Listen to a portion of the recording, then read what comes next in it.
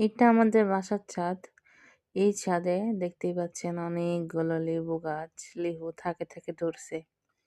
এই বছরে এতগুলো লেবু, তারপরে মরিচ ধরছে। লেবু মনে হয় ৪-৫০০-র উপরে হবে। আমরা সবাইকে দিয়ে বেড়াচ্ছিলাম।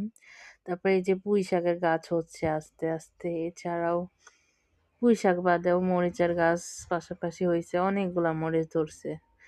আর তার পাশাপাশি আছে হচ্ছে আম গাছও আছে। আমি হচ্ছে আমের আটি বা বিচি আমি টবে লাগাইছিলাম। দেখছি গাছ হয়ে গেছে। তারপরে জবা ফুলের গাছ আছে, অন্যান্য গাছও আছে। আমি ফুডল্যান্ড ক্যাফে থেকে একটা গাছের কুঁড়ি নিয়ে আসছিলাম কলম করে।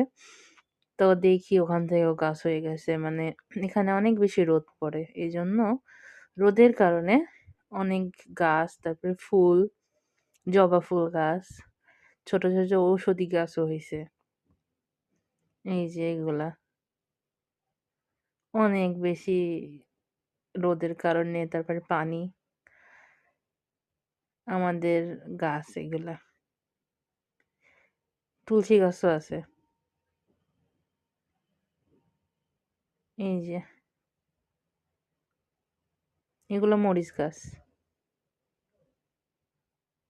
লেবু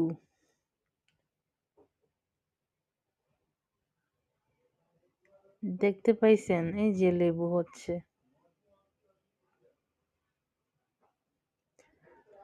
অনেকগুলা মরিচ, লেবু। আমাদের এসব কিনে খাওয়া লাগে না। ভালোই লাগে। তারপরে পুঁইশাক খাই আমরা।